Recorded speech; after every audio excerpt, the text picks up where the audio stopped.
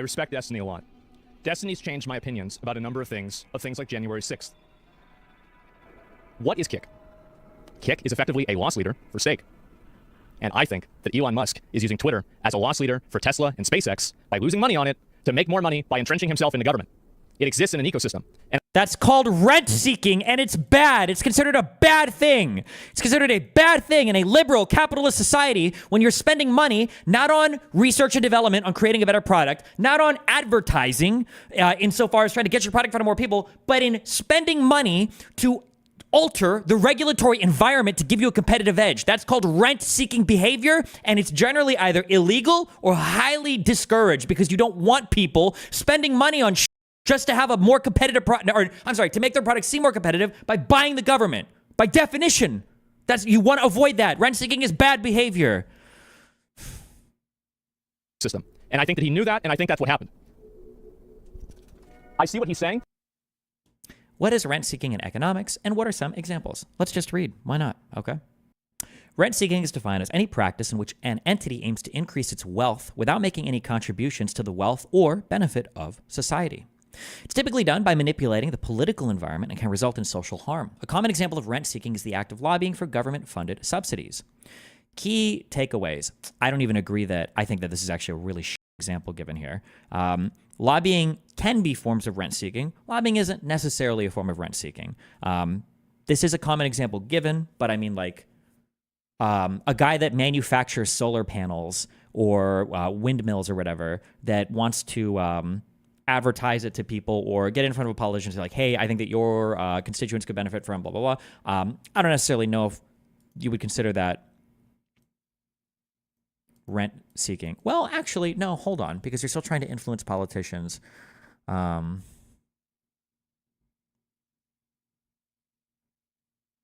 be 50-50 on that. I'm not actually sure. One sec.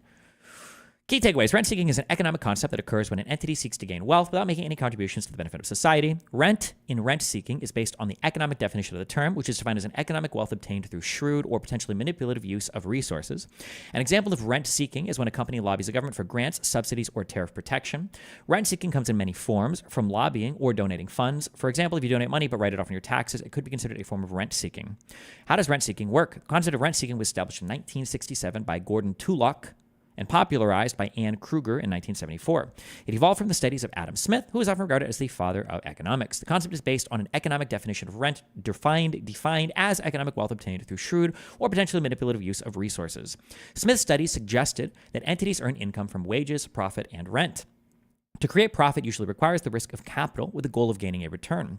Earning wages comes from employment. However, rent is the easiest to obtain of the three income sources and can require little risk.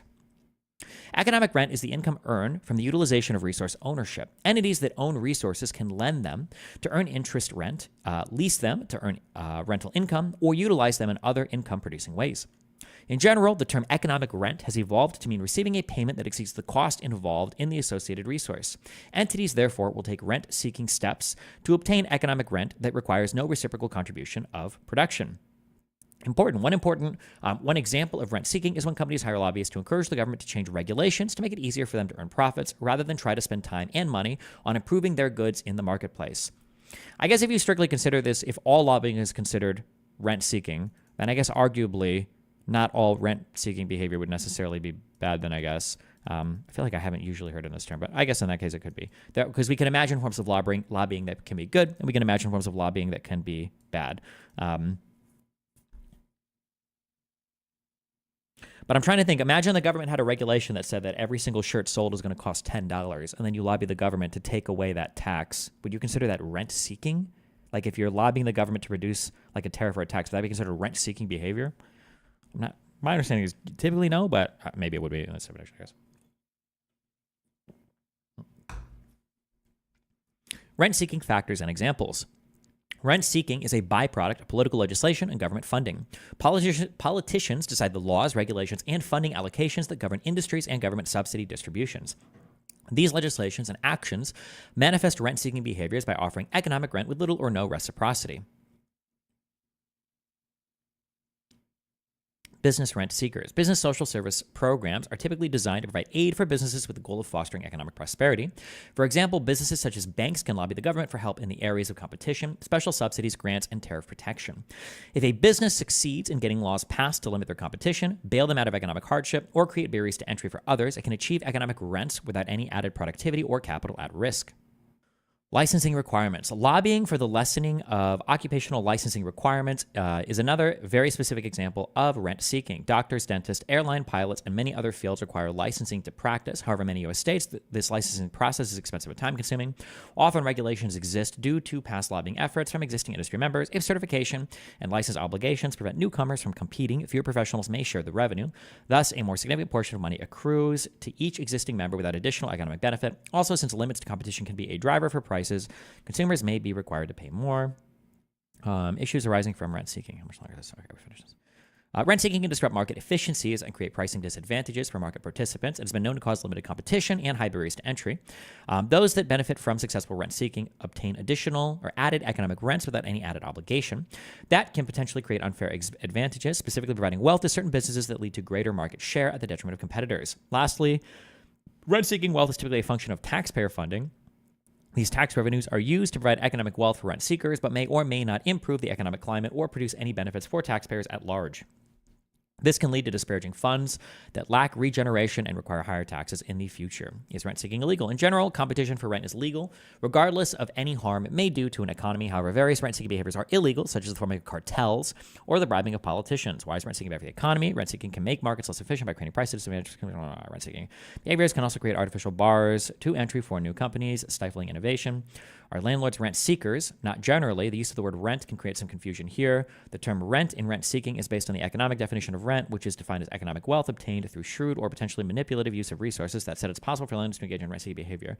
Well, I'm curious if they're going to go by the broad definition that like all lobbying, for instance, is rent seeking. I wonder why a landlord would not be considered a rent seeker. If they have property and they loan it to somebody else, basically, I guess they're deploying some capital for a risk to do it.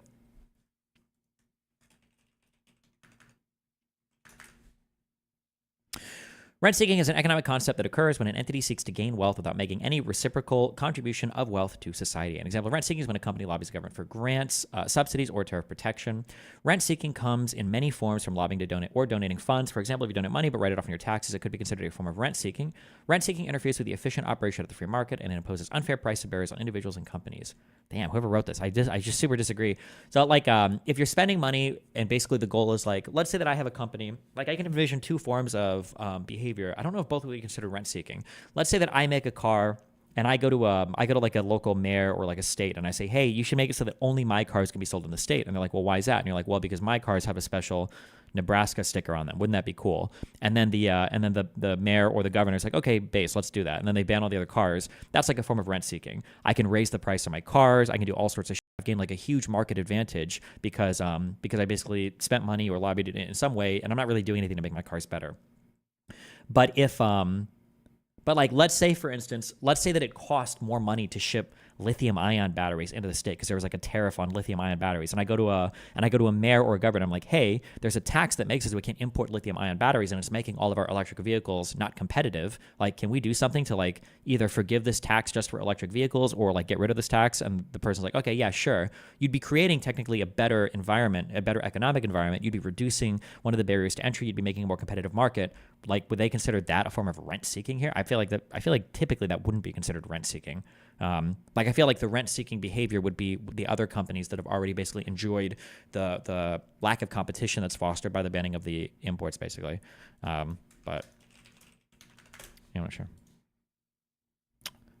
This article might have a laissez-faire bias. It could, but Investopedia is typically pretty good. But regardless of whether or not, regardless of whether or not you consider all behavior rent-seeking or not, that's lobbying. If it's either way. Well, the Twitter stuff is obviously rent-seeking, and that Elon Musk spent a whole bunch of money to gain an advantage in a way that doesn't help our economy. Whether or not you consider all lobbying rent-seeking or not, you can say that maybe all of it's rent-seeking and some of it's good, some of it's bad. The Twitter stuff would obviously be bad, right? Society's not being benefited or made better in any way by Elon Musk deploying Twitter for propaganda purposes. If Elon Musk has things that he can sell to the government, or things that he can produce for society, he should be able to do that in our environment. He shouldn't need to own the government to do that, right? None of these would all be examples of bad forms of rent seeking. If we're to say some rent seeking is good and some is bad, these would all be forms of bad rent seeking. Yeah. Will you chat with Asmongold? I don't think Asmongold will ever chat. I don't think he wants to talk to me. We've like been in each other's like orbits for like a year or more, and he has never. So I don't think it's happening. But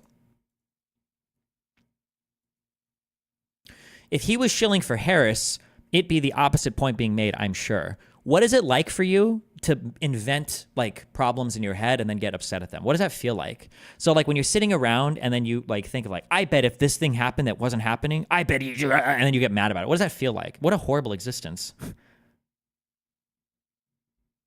I don't even know if this is an anti-me comment or a pro-me comment. The difference between Asmongold and Destiny is that Destiny doesn't fold but doubles down. If Destiny said what Asmon said, he would do a research stream on why he's right instead of apologizing. I'm not looking for an apology. What are you talking about? What? And X bought the global town square, then corrupted it before using his immense wealth to help elect a convicted felon. April 14th. Oh god. Jesus Christ. Alright, let's play some games, shall we? Oh man, I listen. The Cope brother. Cope. The Cope of I mean, he is. He is a convicted felon. That's not a cope. That's just like a fact. This is where conservatives are at, right? Like you call it a cope to just state something that is actually true? Okay. He was convicted. No, that's not what I mean.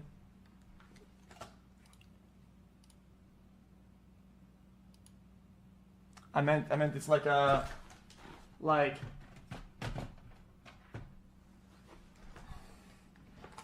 just I don't like loud labels and things when it's like for somebody that people don't like, and it seems to be only happening on one side. It's just kind of annoying. Is Kamala a convicted felon? Destiny, it's showing the bias. That's a point. It's a bias to say that Donald Trump is a convicted felon? Well, excuse me, what do you mean? Explain what the felony was. The felony was that Donald Trump was falsifying business records to his employee and lying about payments he was making to pay off to kill a story that would have influenced the outcome of the election. That was what he got convicted on 34 counts in front of a jury in New York State. What do you mean? That's what the felony was for. How is that a question mark? How is that a question mark? Okay. Here's an example. Okay. I could be wrong about this. I don't think I am. I'm pretty sure Joe Biden had... Big stretch. It was to pay off the porn star. What do you mean, big stretch? It was a big stretch to kill the story because it was going to come out right during the elections? What do you mean? What's the stretch? This is loud. Had like pro segregation and shit like that takes way early in his career. Wait, what? Biden was pro. Are you talking about the busing stuff? Right? Yeah, he did. Okay. Do people say, "Oh, dude, well, why would we elect a confirmed racist into the White House?" Is that something that people do? Is that people like is that a common occurrence or whatever? No, not really. No, not really. It's not a common occurrence that people called Biden racist. When he said that if you're not black or if you vote for me or if you don't vote for me, you're not black. You don't think people made these accusations? You don't think people talk about like the crime bill and all this all the fucking time? What are you talking about? They don't say that. So it's like, I feel like when you try to discredit somebody for the worst thing that they've been, you can do that for everybody, right? But it doesn't give a point any validity. It doesn't give you any free points. It doesn't give you any free points. You can do it, but if you keep doing that, you're just gonna sound like you're insane. What? The Biden crime family? Okay. I appreciate that, Destiny. All right, bye. Remember to hit that like and subscribe, and don't forget the notification bell so that my videos show up right in your feed.